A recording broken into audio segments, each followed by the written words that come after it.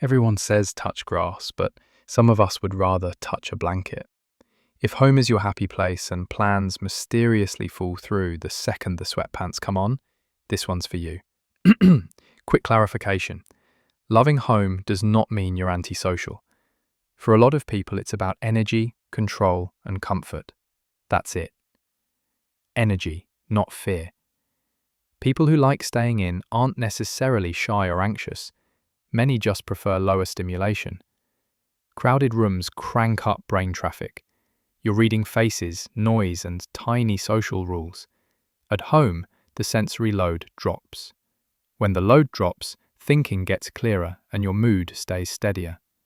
This fits introversion. Not doesn't like people, but likes deeper hangs and recharges alone. You could say, it's not antisocial, it's pro-battery. Control means calm. Home feels great because you're in charge. You choose the volume, the lights, the schedule, and the interruptions. That predictability keeps stress low and your nervous system calm. In simple terms, you control the gate between you and the world. When you can open and close it on your terms, you're less on edge and more creative. The takeaway is that control isn't being rigid. It's a steady plan that frees up mental bandwidth. The comfort cue stack. Your home sends a bunch of comfort signals to your nervous system that say, you're safe. Familiar smells, soft textures, and objects tied to good memories help your system relax.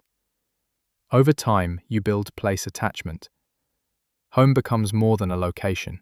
It becomes part of who you are and how you cope. That's why your best ideas show up at 11:47 p.m. on the couch. A pro move would be to set up a rest spot, a chair, a lamp, and a plant, and make one rule for that spot: no doom scrolling. Solitude versus loneliness. An important distinction is the difference between solitude and loneliness. Solitude is chosen alone time. It helps creativity, self-control, and mood recovery. Great for your nervous system. Loneliness is being alone when you don't want to be, and it hits well-being hard. Homebodies often pick solitude and they socialize differently. Long calls, voice notes, small dinners, or online groups where conversations have more depth and more control. If you're thriving, you feel connected on your terms. If you're struggling, you feel isolated even at home. That's your cue to tweak things. The brain style behind no thanks. Why do some plans feel tiring before they even start? Some brains have a stronger brake pedal, the behavioral inhibition system, BIS. It scans for possible problems like noise, hassle, or awkward moments. Add a love for routine and structure, and staying home just fits. And if you're sensitive to bright lights, non-stop chatter, or long travel, the cost is real for your nervous system. Saying, "I'll pass," can be smart energy management, not a character flaw. When home mode hurts. Loving home is healthy, until it turns into hiding. Here are some red flags. You stop doing things you care about, working out, seeing close friends, getting sunlight, because staying in is easier.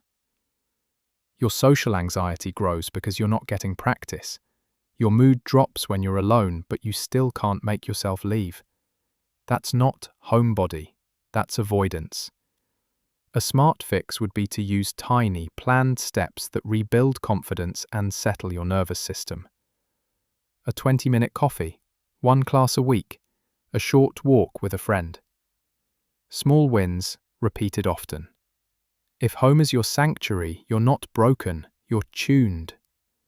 Your nervous system likes predictability, depth, and control. Use home to recharge, then choose intentional social reps so your world stays wide.